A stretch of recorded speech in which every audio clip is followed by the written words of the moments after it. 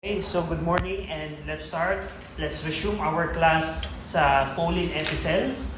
So, pinag-aaralan natin in our teen Sunday school ang mga sulat ni Apostle Paul. We're studying the epistle of Apostle Paul and we are now in the book of Ephesians. And we already have a preliminary lesson about the book of Ephesians. And a quick review, what's the importance of knowing who is the original readers of the book of Ephesians. Sino sa inyo ang pwedeng magpaliwanag? Bakit mahalaga na alam natin kung sino yung unang o yung original na tagatanggap ng sulat na ito? Anyone? Para po hindi ma-misinterpret ng mga nagbabasa. Okay, so that hindi natin ma-misinterpret. And what's the problem about misinterpretation the book of Ephesians? What is the false doctrine that we mentioned last week that could occur or could be in the book of Ephesians if we don't know the original readers? There's some mystical universal church. Okay, the problem with the universal church. So, I want you to remember na ang recipient, the original recipient of the book of Ephesians are the saints or the believers or the church members at Ephesus. Meaning, they are the local church member ng church sa Ephesus. Anong importance nun?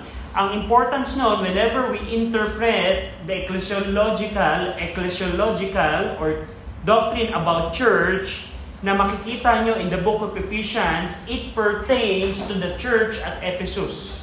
So for example, go over in Ephesians 2. Let's have a quick review about this in Ephesians chapter number 2. Okay, so Ephesians chapter number 2, in verse number 20, and are built upon the foundations of the apostles and prophets, Jesus Christ Himself being the chief cornerstone, in whom all the building fitly framed together groweth unto an holy temple in the Lord, in whom ye also are builded together for an habitation of God through the Spirit. So here, the church is described as a temple, as a building, as a household of God. So, question, knowing the original reader, how can you interpret the church that is described in the passages that we read? Is it a universal church or is a church in Ephesus?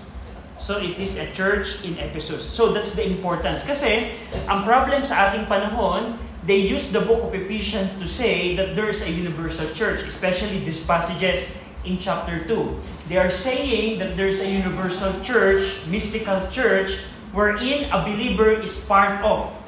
Now, so para sa kanila, once you got saved and baptized, not only you became a member of a local church, you also became a member of a mystical or heavenly church. And that is not in the book of Ephesians. So, that's the importance of the original reader. Now, let's continue our lesson about the purposes and occasion for writing. So, I hope you can still remember that the book of Colossians and the book of Ephesians are called the twin epistles because almost 50% of the content of the book of Colossians can be found also in the book of Ephesians. So, yung kalahating nilalaman ng libro ng Colossians, makikita nyo din siya sa libro ng Ephesians. So, we can say that they are twin epistles. And also, yung Colossians and Ephesians, they were written when Paul was in prison in Rome for 2 years. So they were written at the same time. But the difference of Colossians and Ephesians, ang Colossians, it is corrective epistle. Meaning, Apostle Paul was already correcting the errors in the Colossae Baptist Church. Go over in the book of Colossians, for example. Let's see the evidence of it. Go over in Colossians chapter number 2.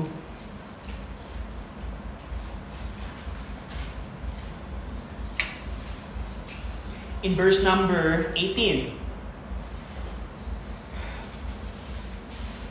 So, go over in Colossians 2:18, let no man beguile you of your reward in voluntary humility and worshiping of angels, intruding into these things which he had not seen, vainly puffed up in his flesh, by his fleshly mind.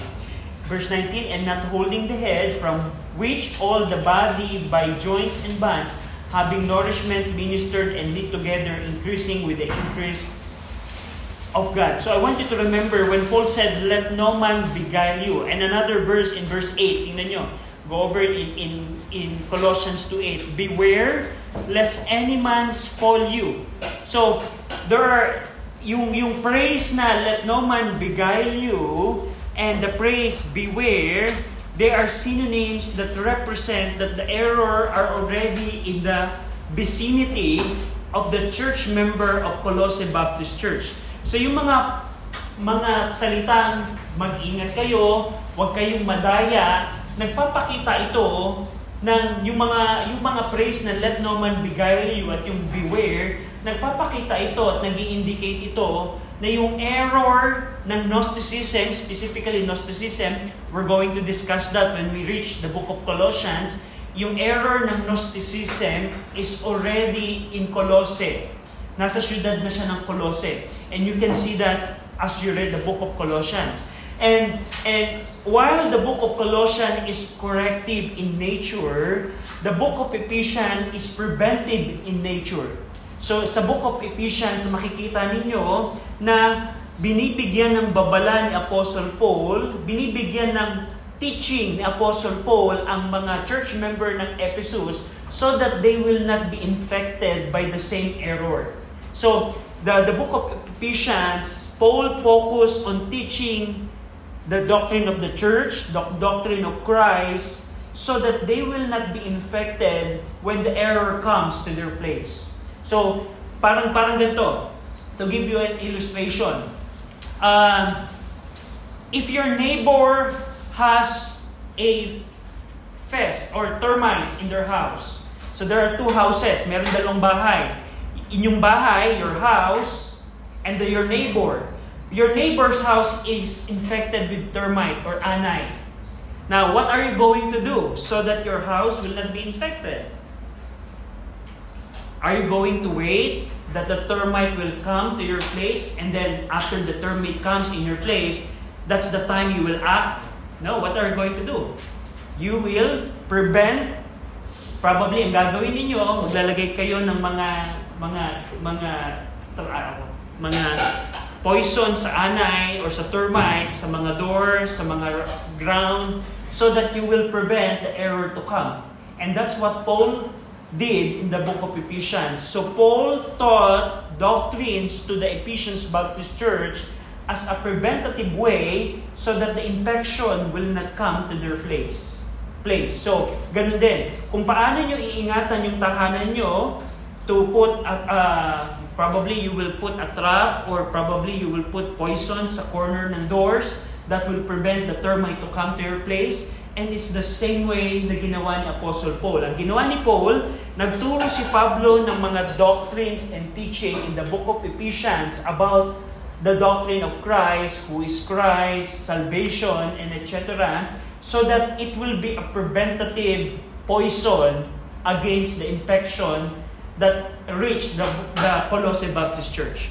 So, yan yung purpose. We can say that is the purpose. So, and the letter to the Ephesians addresses a fundamental question. Is salvation obtained by living morally upright life or by performing good deeds?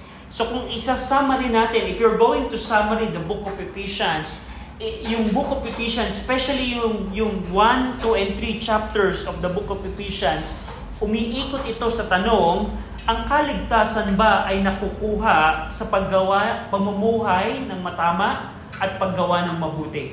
So doon sinagot ni Apostle Paul yung katanungan na yon.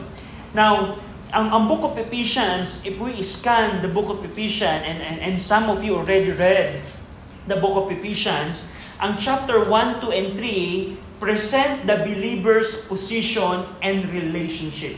So makikita nyo sa book of Ephesians, part of Paul's doctrine and teaching sa Ephesus Baptist Church, ipinakita in the first 3 chapters what is the position and relationship of the believers with Christ sa early part ng kanyang letter.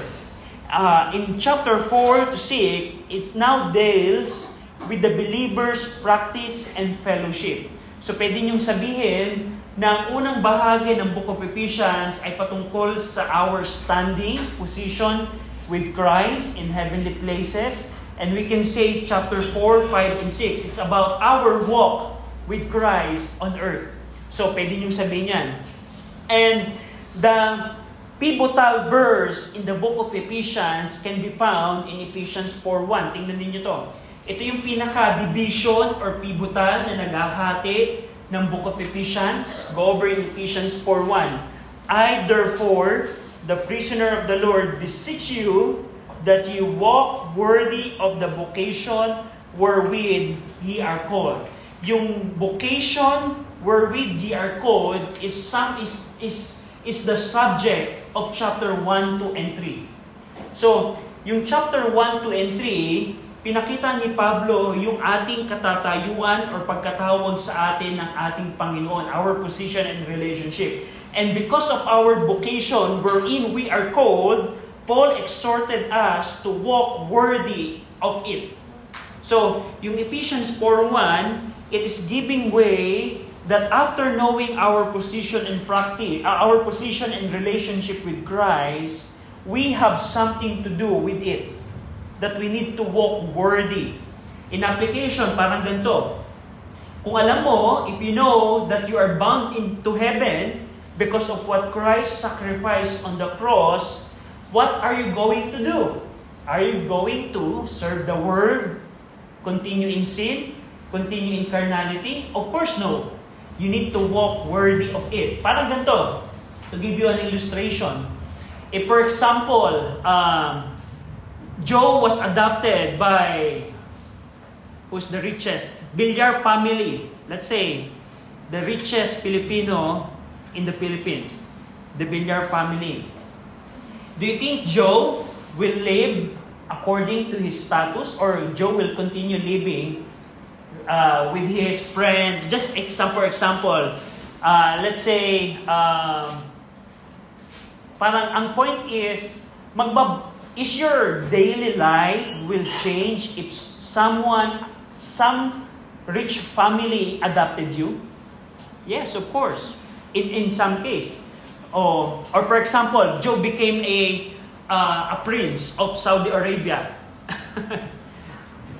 So, ang point dito is, our point is, because of your status in life, if your status in life change, it corresponds an action in you.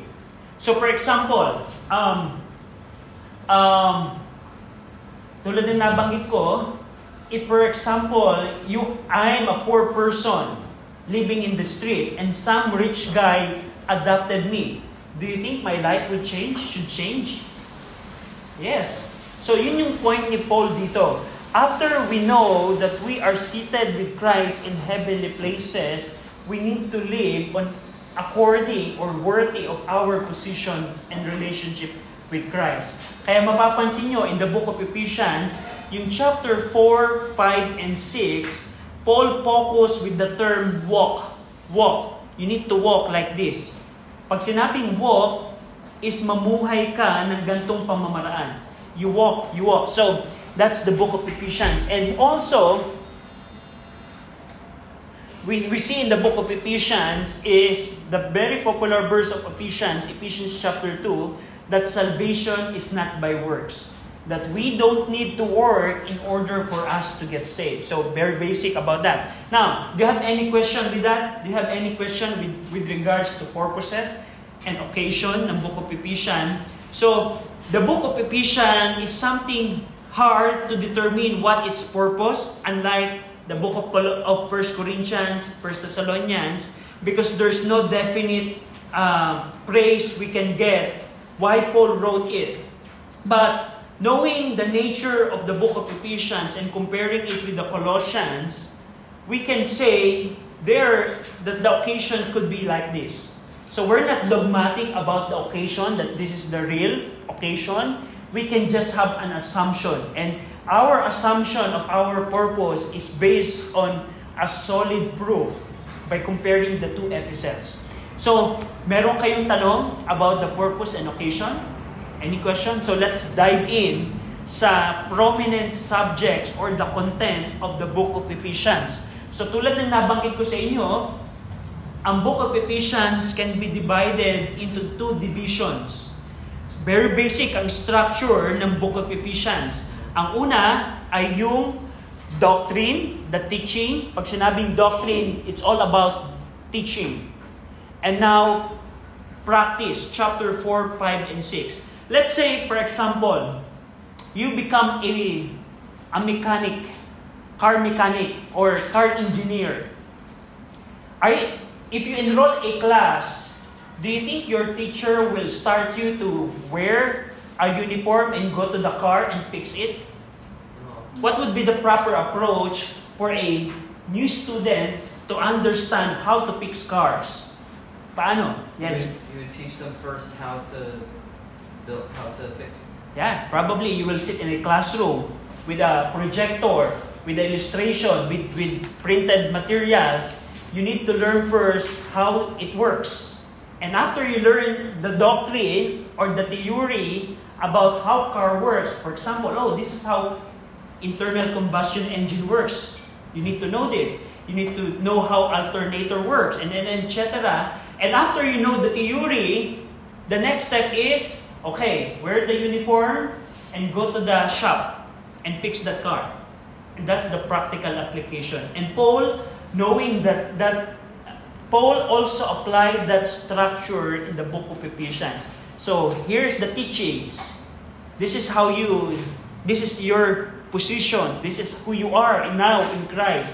And after knowing the theories, the doctrine, what we need to do is application. So very basic ang book of Ephesians.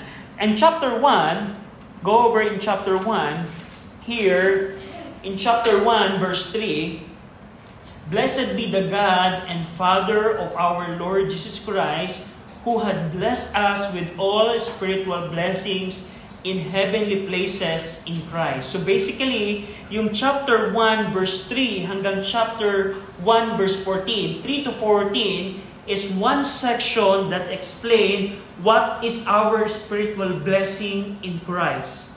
If you are in Christ, meaning if you repented of your sin, and if you believe the gospel, you believe the Lord Jesus Christ, you inherit the spiritual blessing in heavenly places. Katulad ng adoption. Paul mentioned here adoption, meaning kung ikaw ay ligtas na, do you know that you are now part of the family of God? You are joint heir with Christ. We can also see here in this section redemption. For example, in verse number 7, in whom we have redemption. Also, we see here that in verse number 13, also we have the Holy Spirit. We have now the Holy Spirit. So, in Ephesians chapter 1, verse 3 to 14, ipinapakita dito ni Apostle Paul ano yung mga spiritual nating pagpapala kay Jesus Christ. And there are many things. If you examine these passages, you will see that the Lord chosen the believers to become holy before Him. We are predestinated, we are adopted, we are redeemed, we have the Holy Spirit. So, yun yung mga spiritual blessing natin in heavenly places. And Paul explained that in this section. One thing that I want you to notice in verse number 14, in 13 and 14, in whom ye also trusted after that ye heard the word of truth, the gospel of your salvation, in whom also after ye believed, ye were sealed with the Holy Ghost, Holy Spirit of promise, which is the earnest of our inheritance until the redemption of the purchased possession unto the praise of His glory. Parang ganito. Let's say, I say to you, I'm a rich guy, and I'll give you a huge amount of money. So, are you going to trust me? Probably. Just a random guy you met in the street. You know what, Mikey? Because I like you, and I have a lot of money. I'll give you 10 million pesos next year. Are you going to trust that? Probably no. But what if Mikey said, what would be the difference if, for example, that guy gave you a deposit? Right now, Mikey, I'll just give you 1 million. And for the next year, I'll give you the remaining. So, what would be the difference? Probably, partly, you will believe it because of the down payment. For example, you're selling a car. You're a car agent. And someone said, oh, I want to buy that car. Do you think that guy is serious until he paid the deposit? So, ang point natin dito, once the deposit is laid for a transaction, that gives us assurance that the transaction is real. For example, if you're selling a house and the buyer deposited the amount that you're requiring for him, that means he is serious and he wants to buy your property. So the same thing of our promised blessing in Christ. Do you know that the down payment that God gave to us is the Holy Spirit, according sa book of Ephesians? There are many spiritual blessings that Paul mentioned here that are prepared for believers, and for us to trust Him, the Lord gave us the Holy Spirit. Yung in verse 14, yung pinaka-word na earnest of our inheritance, it only means that it's a down payment. It's a down payment. We have inheritance. Tandaan nyo, if you are in Christ, God prepared us inheritance. Binigyan tayo ng Panginoon ng inheritance. Pero right now, we don't have it right now. Just like a random guy promising Mikey 10 million, it's not with her yet. It's not with her yet, the 10 million. But the Lord promised us inheritance. And how can we know that the Lord is serious of what He's promised to us, what He promised to us? He gave us earnest. He gave us an earnest or a down payment in the form of the Holy Spirit. So Paul taught this doctrine in chapter 1. What kind of doctrine? That right now, knowing that you have the Holy Spirit, you know that someday when Christ comes, you will have the literal inheritance. You will become a joint heir with Christ. You will rule and reign with Christ. Right now, we suffer persecution, and when Christ comes, the glory will be imparted to us, and a lot of things that the Lord promised to us. So that's the first section of chapter 1. Now, yung huling bahagi, the remaining part of chapter 1, dito nyo makikita the first prayer of Apostle Paul. Dito, verse 15 hanggang 23, I want you to remember that this is a prayer of Apostle Paul for Ephesus Baptist Church members. Makikita nyo dito that Paul prayed a lot of things. Tingnan nyo. Paul prayed that verse 18, that the eyes of their understanding became enlightened, that they may know the inheritance of the saints, the riches of the glory of the inheritance of the saints. And verse 19, what is the exceeding greatness of His power to usward? And a lot of things. Paul prayed here so that the Ephesus church member, so that they will know, they pray, Lord, would you help the church member know the glory of their inheritance? Because right now, ang realidad right now, we are living in this world, we don't appreciate that we have inheritance. Parang pag si Mikey pinangakuan ng random guy 10 million pesos, probably she doesn't appreciate it. And the same thing in our time right now. As a believer, probably we don't appreciate what the Lord prepared for us. That's why dito sa section ito, Paul prayed that they may know the hope of His calling and what the riches of the glory of His inheritance in the saints. What are the things that the Lord prepared for His saints? Verse number 19. So, that's what Paul was praying for. Na kahit ngayon, Hindi pa natin nakukuha yung inheritance, but the Lord wants us to know this. Why? What will be the implication if we understand the inheritance that the Lord prepared for us? Can you give a practical application? Yes, William. We'll be more motivated to live Yeah. and walk worthy of our Yeah. vocation. We will be motivated to fulfill what is in chapter 4, chapter 5, and chapter 6. If you know that you have a 10 million pesos, Mikey, probably it will change your life. Right? So the same thing. If we know that the Lord gave us these things, we need to know that we need to have an appreciation and say, Lord, I want to walk with you because I understand what you promised for me.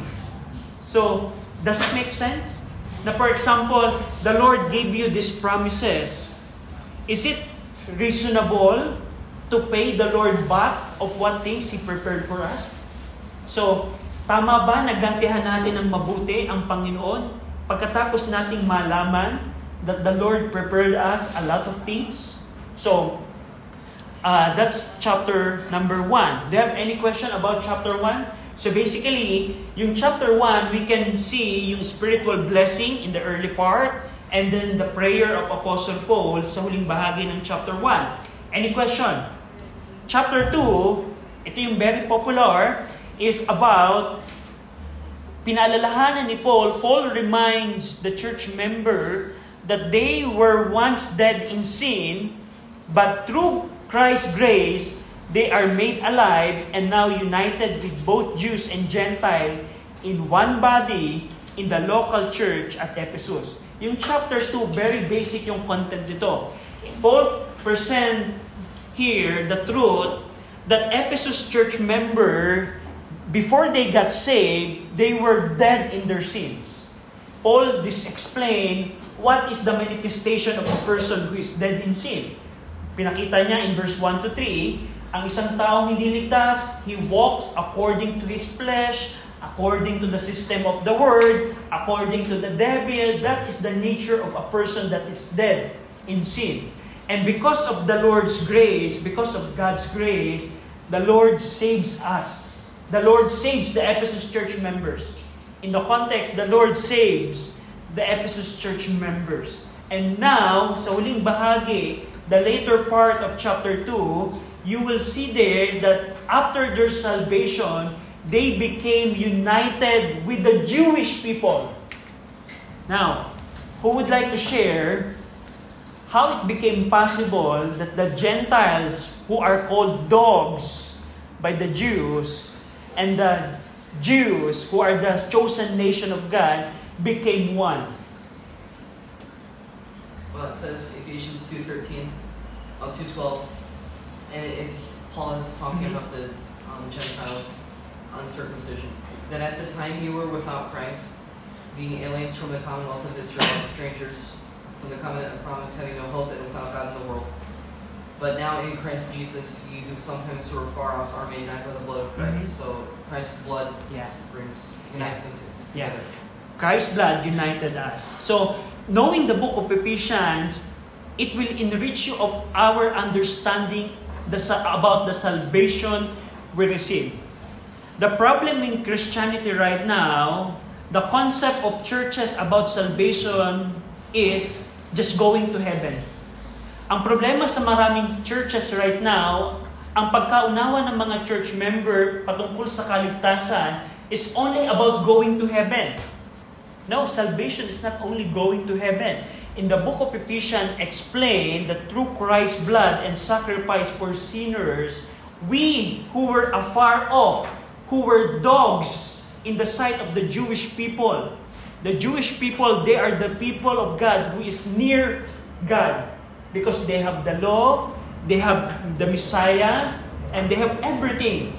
But we who are afar off, we became nigh with God. So in practicality, parang ganito. We are Gentile dogs. The Jews are the chosen nation of God. But because of Christ, we are now equal in the perspective of God, in the eyes of God. Because of Christ's sacrifice, there's no difference na between the Jews and the Gentiles because of Christ. So So for example, in context, Paul was saying here, now I want you to see that in the church at Ephesus, may mga Gentiles at may mga Jewish church members. And in the same congregation, in the same body, they are now one. They are now equal because of Christ. So, sa church at Ephesus, parang ganito. To give you an illustration, let's say we are Ephesus Baptist Church. And let's say Joe and William are Jewish people. And we are Filipino, or we are Gentiles. So, before, in the Old Testament, in the perspective of the Jewish people, we are dogs. We are hidden. We are cast out people.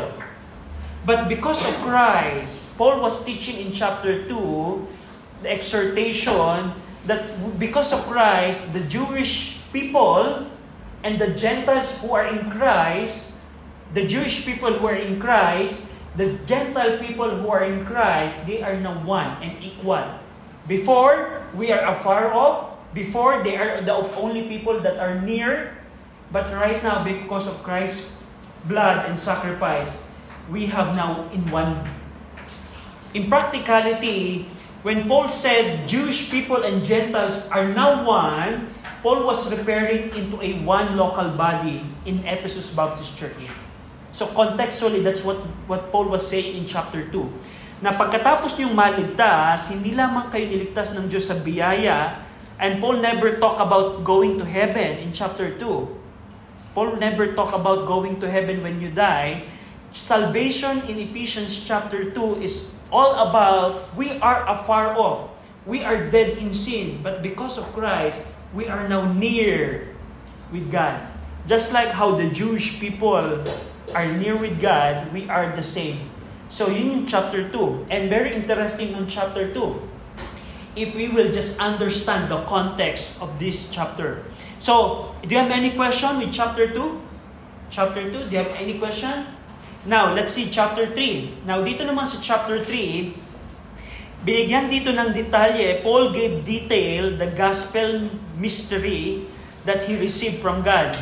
The Gentiles, the mystery in chapter 3 is all about how the Gentiles are co-heirs with the Jews, which is revealed to Apostle Paul. Tingnan niyo, for example, Ephesians 3, number 6. Ito yung mystery na tinutukoy dito. By the way, when we say mystery, it is something hidden before na first-hand ni-reveal ng Panginoon. Pag sinabing misteryo sa Biblia, ito yung katotohanan na itinago ng Diyos sa lumang panahon na ngayon lamang inihayag. And one of the many mysteries in the Bible is found in chapter 3 verse 6. Tingnan niyo to. Who would like to read, by the way? Chapter 3 verse 6. Cham, can you read?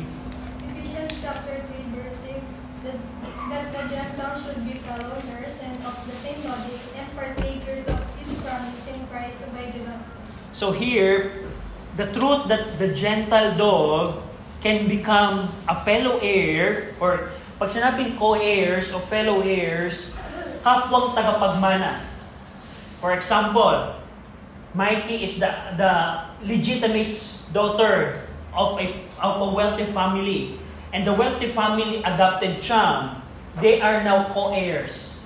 So, all the blessing that is for the legitimate son can be shared now with the adopted son or daughter. So, Paul said here, this is something that the Jewish people of the old doesn't know. They don't know the truth. The Lord didn't reveal it.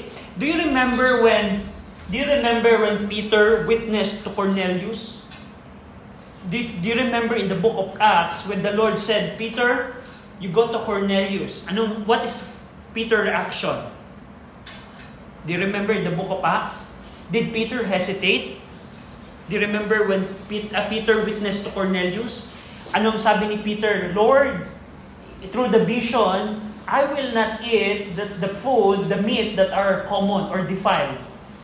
Meaning, Lord, I would not eat the common or the defiled meat.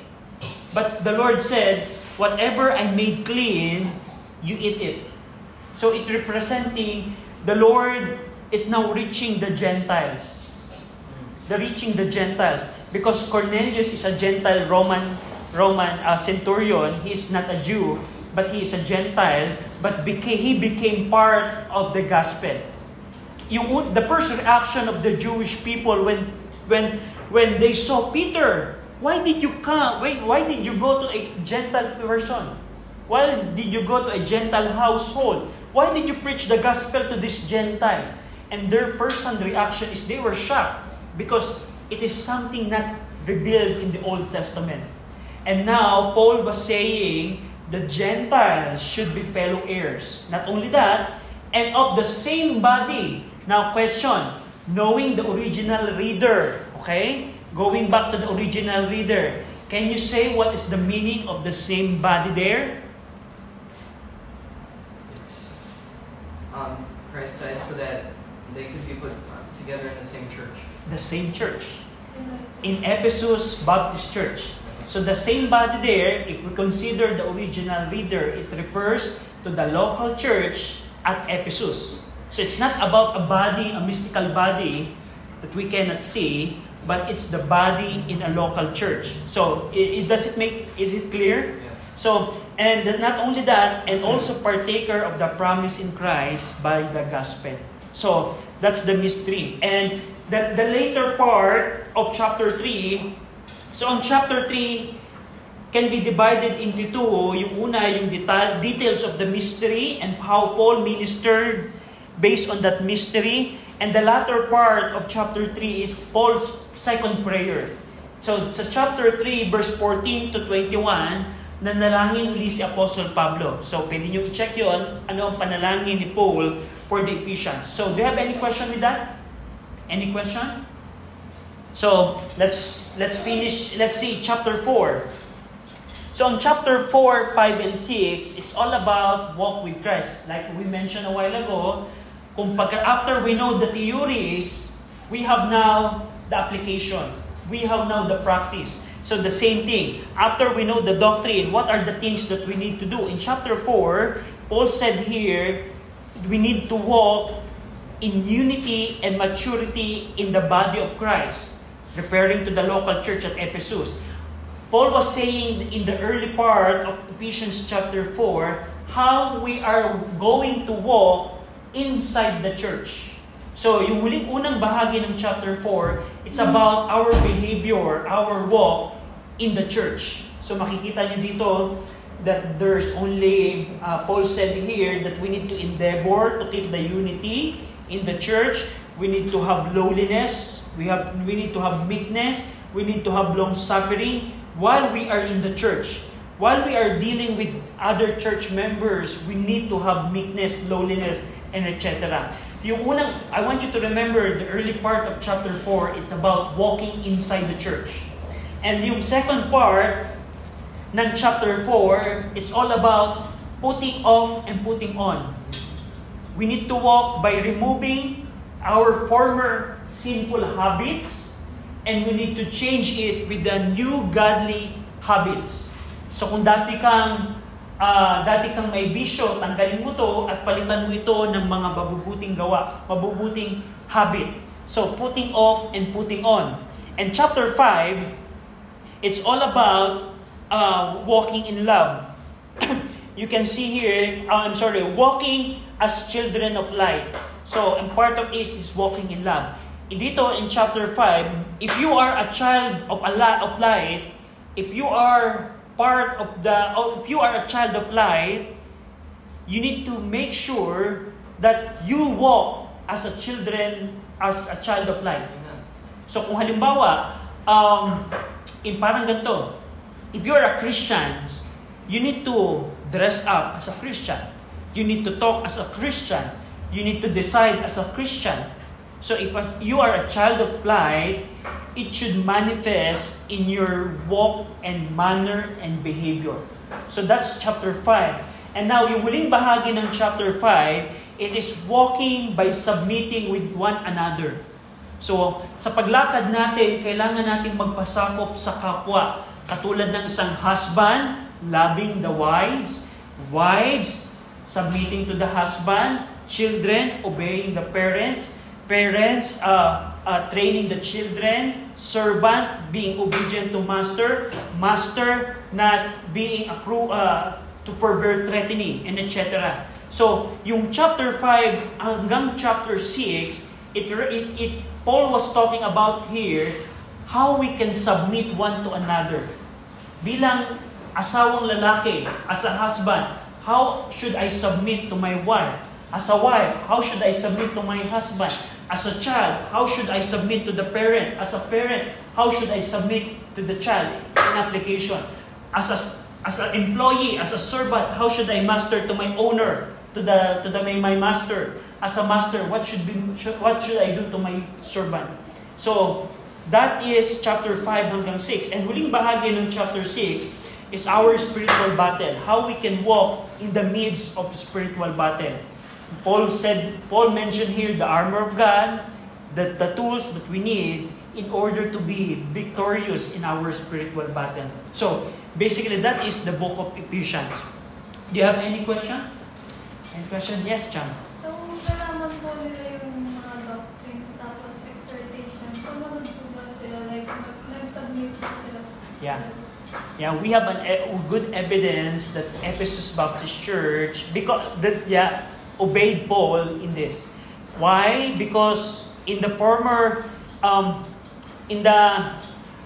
when Paul wrote to Timothy, we don't see any problem in the church, major problem in the church. There are problems that Paul taught in 1 and 2 Timothy because Ephesians is written first, nasulat ng una ang Ephesians. And when we compare ang 1 and 2 Timothy, which is to Timothy na nagpapastor ng Ephesus Baptist Church, we cannot see any major problem sa church na nagpasasabi na hindi nila sinunod to. So ang assumption natin, Cham, is probably sumunod sila. Yes, sumunod sila because there is no clear evidence na hindi sila sumunod. But in the latter part, after many years, let's say after 40 years ng Book of Ephesians, sa Book of Revelations, doon na sila sumuway. Sa Book of Revelations, they left their first love. Jesus Christ said to the pastor of Ephesus Baptist Church, you left your first love. So, through the years, early years siguro, they followed it, and we can see in the book of 1 and 2 Timothy that it seems that they followed the instruction of Apostle Paul. But in the latter part, when Timothy left, probably died, when Paul died, they already abandoned what they learned. So, that's our assumption. Early part, sumunod sila, but the end part, we know na hindi sila sumunod. So, any other question? Any question? So, kung wala na, William, can you pray? Dear Lord, we thank you that we're able to gather together and learn about the book of Ephesians and the Pauline epistles, and that we're able to worship you today.